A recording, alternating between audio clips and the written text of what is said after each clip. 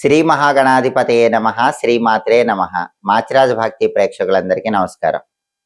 నవగ్రహాలలో బుధుడు ఏప్రిల్ 11వ తేదీ అర్ధరాత్రి 12:56 కుంభరాశిలో నుంచి మీనరాశిలోకి ప్రవేశిస్తున్నాడు.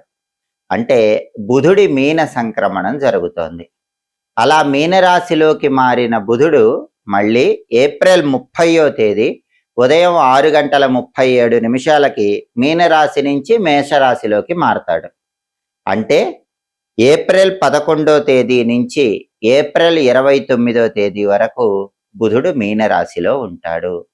ఈ బుధుడి మీనరాశి సంచారం, బుధుడి మీన సంక్రమణం 12 రాశులకి ఎటువంటి ఫలితాలను కలిగింపజేస్తుందో, 12 రాశుల్లో ఏ రాశుల వాళ్ళకి బుధుడి మీన సంక్రమణం అనుకూల ఫలితాలు కలిగింపజేస్తుందో, ఏ రాశుల వాళ్ళకి బుధుడి మీన సంక్రమణం వ్యతిరేక ఫలితాలు కలిగింపజేస్తుందో, అనుకూల ఫలితాలు రెట్టింపు చేసుకోవటానికి, వ్యతిరేక ఫలితాలు తగ్గింపజేసుకోవటానికి బుధుడికి సంబంధించిన ఎలాంటి శక్తివంతమైన పరిహారాలు 12 రాశుల వాళ్ళు పాటించాలో ఏప్రిల్ 11వ తేదీ నుంచి ఏప్రిల్ 29వ తేదీ రాత్రి వరకు బుధుడు 12 రాశుల వారి రాశి ఫలితాల మీద ఎలాంటి ప్రభావాన్ని కలిగింపజేస్తాడో ఈ వీడియోలో మనం తెలుసుకుందాం.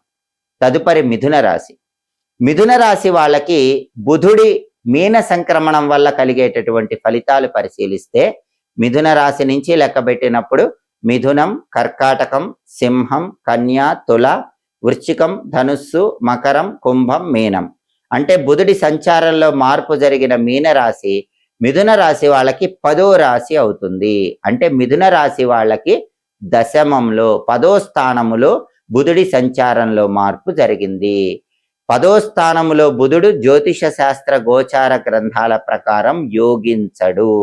కాబట్టి మిథున రాశి వాళ్ళకి ఏప్రిల్ 11 నుంచి ఏప్రిల్ 29వ తేదీ అర్ధరాత్రి వరకు కూడా బుధుడు వ్యతిరేక ఫలితాలు ఇస్తాడు.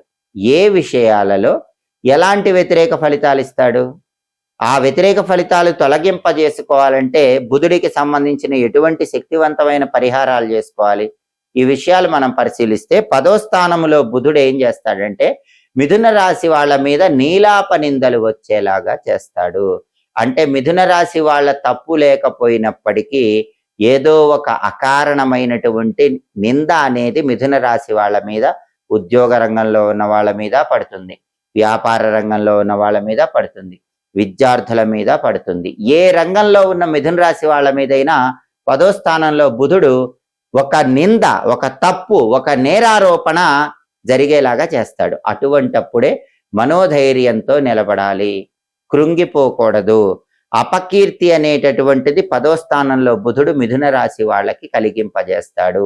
మీ గురించి ఇతరులు చెడ్డగా మాట్లాడుకునేలాగా చేస్తాడు. అలాంటప్పుడు మీకు దుఃఖం వస్తుంది, కానీ ఆ దుఃఖాన్ని నియంత్రణలో ఉంచుకోండి. ఎందుకంటే మీ మీద వచ్చినటువంటి ఆ నీలాప నిందలు మబ్బులు వీడిపోయినట్లు మళ్ళీ వీడిపోయే సమయం త్వరలోనే ఉంది. కాబట్టి దాని గురించి మీరు బాధపడద్దు, చింతించవద్దు.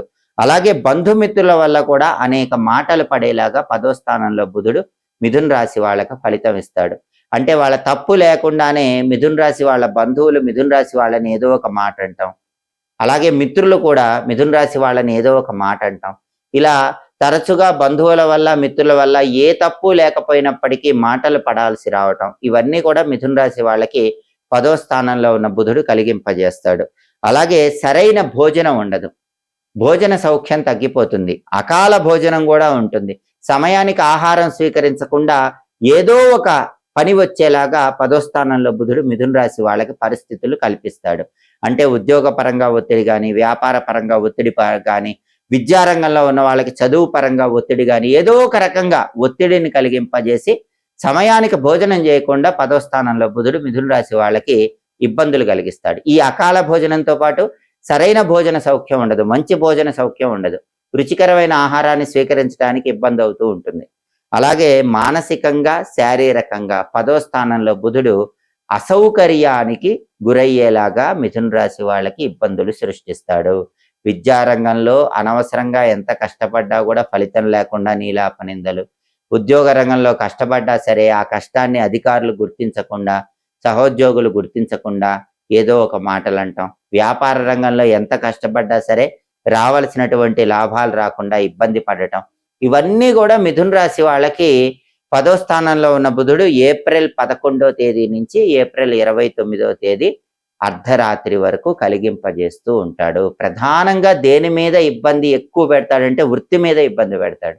కాబట్టి వృత్తిపరంగా ఈ సమయం అనేది ఒక కఠినమైనటువంటి కాలంగా మిథున రాశి వాళ్ళు జాగ్రత్తగా ఆలోచించి అడుగులు వేయాలి. అయినా కూడా దిగులు పడాల్సిన అవసరం లేదు. ఈ రకమైన సమస్యలన్నీ తొలగింపజేసుకోవటానికి బుధుడికి సంబంధించిన శక్తివంతమైన పరిహారాలు చేసుకుంటే 10వ ఇంట్లో బుధుడిచ్చే వ్యతిరేక ఫలితాలు తొలగిపోయి మిథున రాశి వాళ్ళు అనుకూల ఫలితాలు పొందవచ్చు. బుధుడి మీన సంక్రమణం వల్ల వ్యతిరేక ఫలితాలు వచ్చే రాశుల వాళ్ళు వ్యతిరేక ఫలితాలు తగ్గింపజేసుకోవాలన్నా, అనుకూల ఫలితాలు వచ్చే రాశుల వాళ్ళు అనుకూల ఫలితాలు రెట్టింపు చేసుకోవాలన్నా బుధుడికి సంబంధించిన శక్తివంతమైన పరిహారాలు చేసుకోవాలి. ఆ పరిహారాలు ఎప్పుడు చేసుకోవాలంటే బుధుడు మీనరాశిలో ఉన్నంత కాలం బుధవారాలు చేసుకోవాలి. అంటే ఏప్రిల్ 11వ తేదీ నుంచి ఏప్రిల్ 29వ తేదీ అర్ధరాత్రి వరకు ఈ మధ్యలో వచ్చే బుధవారాలు బుధుడికి సంబంధించిన శక్తివంతమైన పరిహారాలు ద్వాదశ రాశుల వాళ్ళు చేసుకోవాలి. అప్పుడు అనుకూల ఫలితాలు రెట్టింపు అవుతాయి, వ్యతిరేక ఫలితాలు పూర్తిగా తగ్గిపోతాయి. బుధుడికి సంబంధించిన శక్తివంతమైన పరిహారాల్లో మొట్టమొదటి పరిహారం స్నానం. అంటే ఈ సమయంలో వచ్చే బుధవారాలు మీరు స్నానం చేసే నీళ్లలో కొన్ని గరిక పూసలు కలుపుకొని ఆ నీళ్లతో స్నానం చెయ్యండి. అలా చేస్తే బుధుడి బలం పెరుగుతుంది. అలాగే మీరు స్నానం చేసేటప్పుడు ఈ సమయంలో వచ్చే బుధవారాలు బుధుడికి సంబంధించినటువంటి ప్రియంగు కళికా శ్యామం రూపేణ ప్రతిమం బుధం సౌమ్యం సౌమ్య గుణోపేతం తం బుధం ప్రణమామ్యహం అంటూ బుధుడికి సంబంధించిన ధ్యాన శ్లోకం చదువుకోవటం. ఒకవేళ ధ్యాన శ్లోకం చదువుకోవటం వీలు కాకపోతే బుం బుధాయ నమః అనే సులభమైన మంత్రాన్ని స్మరించుకుంటూ బుధవారాలు స్నానం చేయటం చెయ్యాలి. కాబట్టి ఏప్రిల్ 11 నుంచి ఏప్రిల్ 29 మధ్యలో వచ్చే బుధవారాలు స్నానం చేసే నీళ్లలో గరికపోచలు వేసుకొని స్నానం చేయండి. బుం బుధాయ నమః అనే మంత్రం చదువుకుంటూ స్నానం చేయండి. స్నానం చేసిన తర్వాత బుధుడికి ప్రియమైన దిక్కు ఉత్తర దిక్కు కాబట్టి మీ గృహంలో హాల్లో ఉత్తర దిక్కులో ఒక పీట ఏర్పాటు చేసి ఆ పీటకు పసుపు రాసి కుంకుమ బొట్లు పెట్టి ఆ పీట మీద బియ్య పిండితో ముగ్గు వేసి ఒక మట్టి ప్రమిదలో ఇంకొక మట్టి ప్రమిద ఉంచి ఆవు నెయ్యి పోసి 5 ఒత్తులు కలిపి ఒక ఒత్తిగా చేసి ఆ ఒత్తి ఉత్తర దిక్కు వైపు వెలిగేలా దీపం పెట్టండి. దీన్ని బుధ దీపం అనే పేరుతో పిలుస్తారు. బుధుడికి ఇష్టమైన అంకె 5. బుధుడికి ఇష్టమైన దిక్కు ఉత్తర దిక్కు. అందుకే బుధుడు యోగించాలన్నా బుధుడిచ్చే వ్యతిరేక ఫలితాలు తగ్గాలన్నా బుధ దీపాన్ని బుధవారాలు ఈ సమయంలో వెలిగించాలి. అందుకే బుధుడికి ఇష్టమైన ఉత్తర దిక్కులో తెల్ల ఒత్తులు 5 కలిపి ఒక ఒత్తిగా చేసి ఆ ఒత్తి ఉత్తరం వైపు వెలిగేలాగా దీపాన్ని వెలిగించండి. హాల్లో ఈ బుధ దీపం అనేది కనీసం బుధవారాలు గంట సేపు వెలిగేలాగా చూడండి. అలాగే వీలైతే బుధవారం రోజు పగలు ఉపవాసం ఉండి రాత్రికి పెసరపప్పుతో చేసినటువంటి పదార్థాలు ఆహారంగా స్వీకరించండి. పెసరపప్పుతో చేసినటువంటి ఏ పదార్థం అయినా సరే, బియ్యము పెసరపప్పు కలిపి పొంగల్ తయారు చేస్తారు, అలాంటివైనా సరే ఏదైనా పెసరపప్పుతో చేసిన పదార్థాలు బుధవారం రాత్రిపూట ఆహారంలో స్వీకరించండి. పగలు ఉపవాసం ఉండండి. దానివల్ల కూడా బుధుడు విశేషంగా యోగిస్తాడు. అలాగే బుధవారం పూట పెసలతో చేసిన పదార్థాలు ఎవరికైనా పంచిపెట్టినా కూడా బుధుడు తన అనుగ్రహాన్ని కలిగింపజేస్తాడు. పెసలు కానీ పెసరపప్పుతో చేసిన పదార్థాలు కానీ ఎవరికైనా పంచిపెట్టండి. ఉడకబెట్టిన పెసలు పంచిపెట్టినా కూడా చాలా మంచిది. ఉడకబెట్టిన పెసలు కానీ నానబెట్టిన పెసలు కానీ గోమాతకు బుధవారం పూట ఆహారంగా తినిపించినా కూడా బుధుడి బలాన్ని పెంచుకోవచ్చు. బుధుడిచ్చే వ్యతిరేక ఫలితాలు తగ్గిపోతాయి. అలాగే ఏప్రిల్ 11 నుంచి ఏప్రిల్ 29 రాత్రి మధ్యలో వచ్చే బుధవారాలు బుధహోరలో పంతులు గారికి పెసలు దానం ఇవ్వండి. బుధవారం ఉదయం 6 నుంచి 7 మధ్యలో కానీ, మధ్యాహ్నం 1 నుంచి 2 మధ్యలో కానీ, రాత్రి 8 నుంచి 9 మధ్యలో కానీ బుధహోర ఉంటుంది. ఈ బుధహోర ఉన్న సమయంలో 1.25 కేజీ పెసలు ఆకుపచ్చ వస్త్రంలో మూటగట్టి దేవాలయ ప్రాంగణంలో పంతులు గారికి దానం ఇచ్చినా కూడా బుధుడి బలాన్ని పెంచుకోవచ్చు. అలాగే బుధుడికి ఒక అంతరిక్ష అధిదేవత అమ్మవారు ఉంది. ఆవిడ పేరు షోడశీ మహాదేవి. మీరు ఏ పరిహారాలు చేసుకోలేకపోయినా ఏప్రిల్ 11 నుంచి ఏప్రిల్ 29 మధ్యలో వచ్చే బుధవారాలు షోడశీ మహాదేవి స్తోత్రం వినండి. ఆ స్తోత్రం విన్నా కూడా బుధుడు విశేషంగా యోగిస్తాడు. అలాగే తులసి కోటకు పూజ చేస్తే కూడా బుధుడు విపరీతంగా యోగిస్తాడు. ఈ సమయంలో వచ్చే బుధవారాలు ఉదయం కానీ సాయంత్రం కానీ తులసి కోట దగ్గర ఆవు నెయ్యి దీపం పెట్టండి. తులసి కోట చుట్టూ 9 ప్రదక్షిణలు చేయండి. తులసి కోట మొదట్లో తెల్లటి పుష్పాలు, గులాబీ పూలు ఉంచండి.